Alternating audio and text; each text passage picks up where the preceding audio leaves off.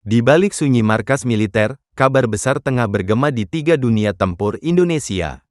Darat, laut, udara, 3 medan yang berbeda, namun hari ini, disatukan oleh satu peristiwa. Kenaikan pangkat 3 komandan pasukan elit TNI menjadi bintang 3. Letnan Jenderal Dejon, Panglima Kopassus sang penguasa operasi darat. Letnan Jenderal Endi, Panglima Korps Marinir Garda Terdepan Samudera Nusantara. Marsekal Madya Deni, Panglima Korps Pasgat Pengendali Langit dan Udara Tempur. Siapa mereka? Bagaimana perjalanan mereka hingga berdiri di puncak militer Indonesia?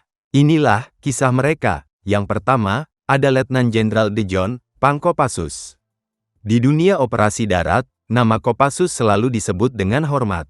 Pasukan ini bergerak cepat, bekerja senyap, dan selalu tepat sasaran. Di puncak struktur pasukan khusus ini, berdiri Letnan Jenderal Dejon.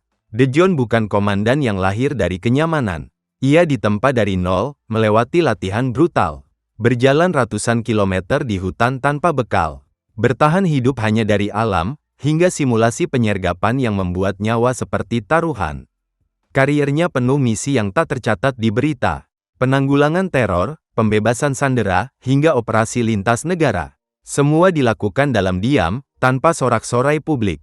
Bagi Dejon, kemenangan bukan saat kamera menyorot, tapi saat misi selesai, dan seluruh prajurit pulang dengan selamat.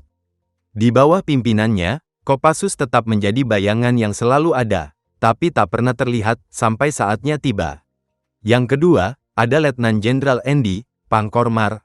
Laut adalah benteng alami Indonesia, sekaligus jalur masuk yang harus dijaga setiap detik. Dan di garis depan lautan, berdiri Korps Marinir. Dipimpin oleh Letnan Jenderal Endi, Marinir bukan hanya pasukan laut. Mereka adalah pejuang amfibi, siap bertarung di gelombang tinggi, mendarat di pantai asing, dan bergerak ke darat dengan kekuatan penuh. Endi memahami satu hal, laut tak kenal ampun. Badai, ombak, dan medan yang tak menentu, semua harus dihadapi dengan disiplin baja. Di bawah kendalinya, Marinir berlatih tanpa kenal lelah. Dari pertempuran di kapal, operasi bawah air, hingga strategi perebutan pantai dalam hitungan menit. Endi tahu, jika ancaman datang dari laut, marinirlah yang akan pertama kali tiba. Karena bagi mereka, laut bukan hanya rumah, tapi juga medan perang. Yang ketiga, ada Marsekal Madya Deni, Pangkor Pasgat. Dari laut, kita menatap ke langit, tempat ancaman bisa datang secepat kilat. Marsekal Madya Deni memimpin Korps Pasgat pasukan elit TNI Angkatan Udara yang menguasai udara dan siap mendarat di titik manapun. Kapanpun, Pasgat adalah pengendali lapangan udara, pengaman objek vital strategis, dan eksekutor operasi lintas udara.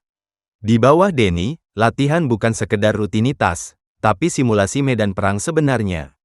Terjun di kegelapan, mendarat di zona bahaya, dan mengamankan wilayah sebelum bala bantuan tiba. Mereka bergerak cepat, seringkali sebelum musuh menyadari. Karena bagi Pasgat, waktu adalah senjata. Deni memimpin dari depan, memastikan pasukannya selalu siap terbang, bahkan saat panggilan datang di tengah malam. 3 panglima, 3 medan tempur, 3 bintang di pundak yang tak datang begitu saja. Letjen Dejon di darat, Letjen Endi di laut, Marsdia Deni di udara. Kenaikan pangkat ini adalah pengakuan atas puluhan tahun pengabdian, misi-misi yang tak tercatat, dan pengorbanan yang jarang terlihat publik. Selama bintang mereka bersinar, Indonesia akan tetap berjaga.